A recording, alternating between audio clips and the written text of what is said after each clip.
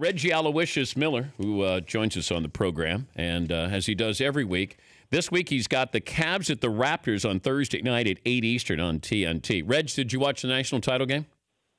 Well, before you get to that, isn't that almost a no-brainer? I would assume most people would take Bill Belichick, right? Whose career would you rather have between Belichick and Saban? I would assume you would go with Belichick, right? Because winning 5 Super Bowls, that's the pinnacle, right? We've seen Nick Saban at the pro level, and it wasn't very good in Miami, correct?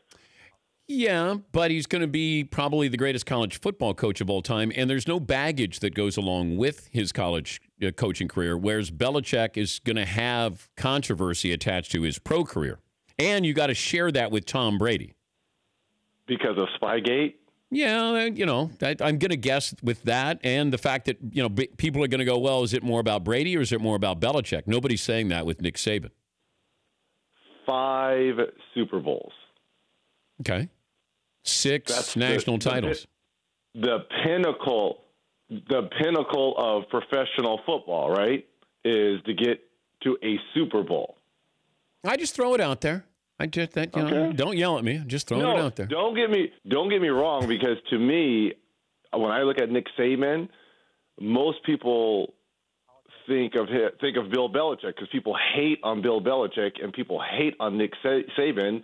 It's because they're champions. They're winners.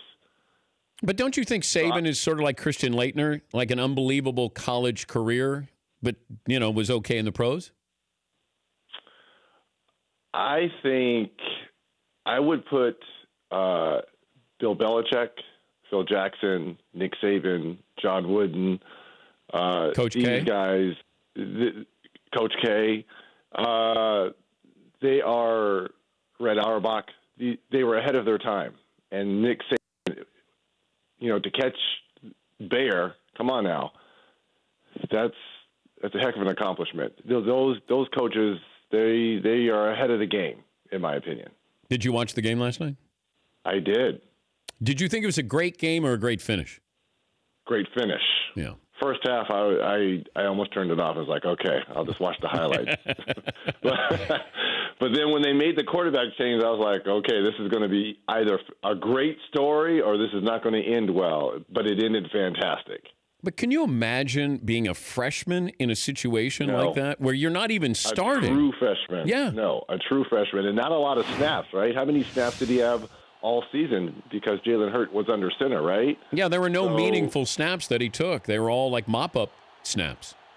And listening to Saban's comments post-game, he said that he felt that he was going to have to throw the football in this game. So did he get extra snaps during this week's practice leading up to potentially coming in? Or did he just wing it and say, hey, I know I've got a gunslinger as a quarterback, a true freshman, let's roll the dice. But, again, that's why I say Nick Saban is ahead of the game. He's Reggie Miller, NBA on TNT. Cavs at the Raptors coming up on Thursday night. What do you expect from the Cavs on Thursday, considering what happened last night against Minnesota?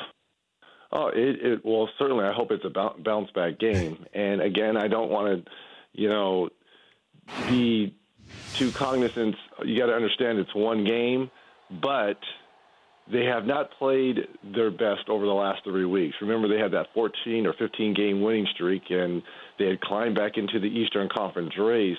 But for whatever reason, now the defense continues to go south when that was the strong suit during that winning streak. So it's one game.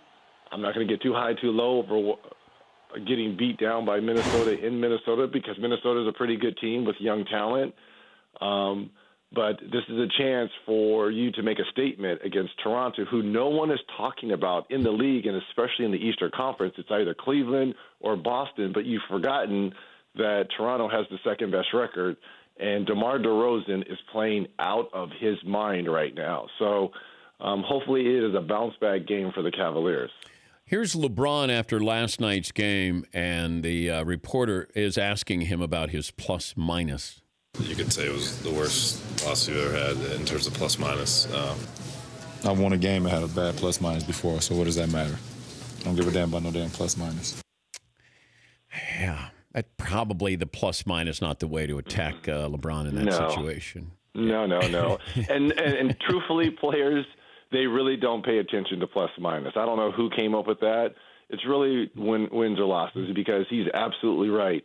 When I played, I had great games when there was plus minuses and we won, and I've had a plus minus that was great and we got beat by 15. So it really doesn't matter. At the end of the day, it's about wins and losses.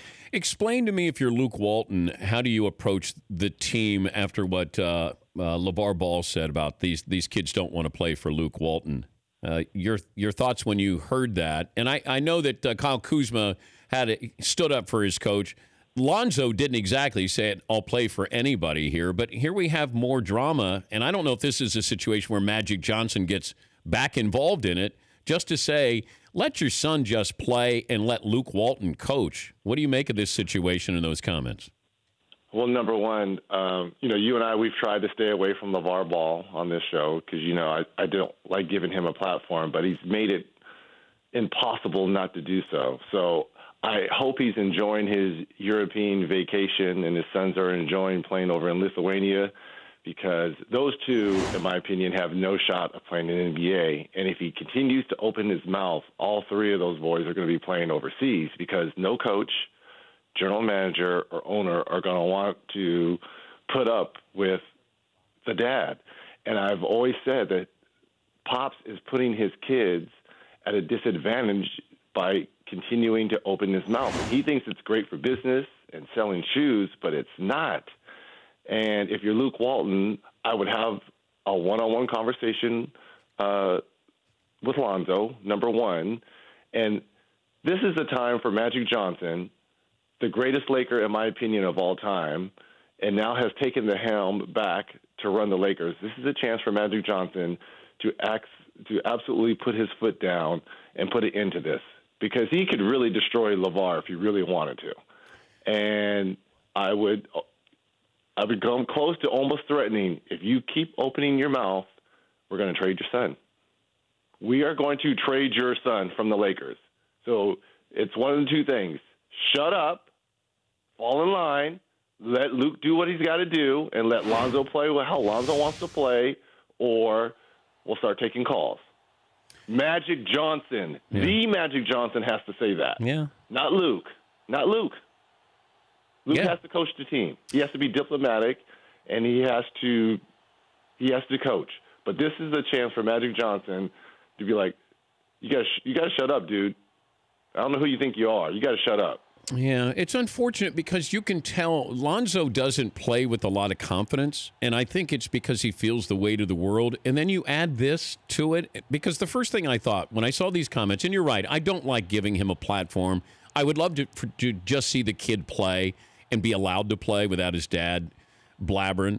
But I also look at it and go, did Lonzo tell LeVar Ball this? How does he know that they don't want to play for Luke Walton? That would have been the first question I asked. Now, all of a sudden, Lonzo could be the source on this, and it puts him in a tough situation here. And I don't think his dad gets that. And if you are Lonzo, too, when the microphone is stuck in your face, you've got to say, kind of take the Kyle Kuzma route. Yeah. This is my guy, and I'm rolling with him. You can't say I can play for anybody, because you're opening up Pandora's box by follow-up questions like, well, sure, you can play for anyone, but can you play for Luke? We know that, but can you play for Luke Walton? Oh, man. It's unfortunate, because I think Luke is a great young coach. He's a perfect fit. Obviously, he's won championships for that organization, and it's uncalled for. Like, where's LaVar getting this information from, unless it's coming from his son? I know. If it's coming from his son, then that's a different story, a different discussion, and that's when I'm talking about Magic Johnson has to step in here, because we have a snitch in the locker room. I know. That was the first thing I thought.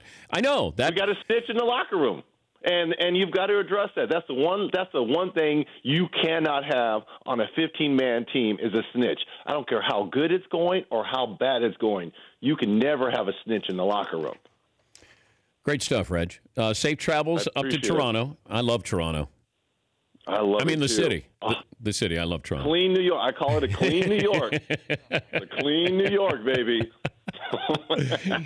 Have fun and safe travels.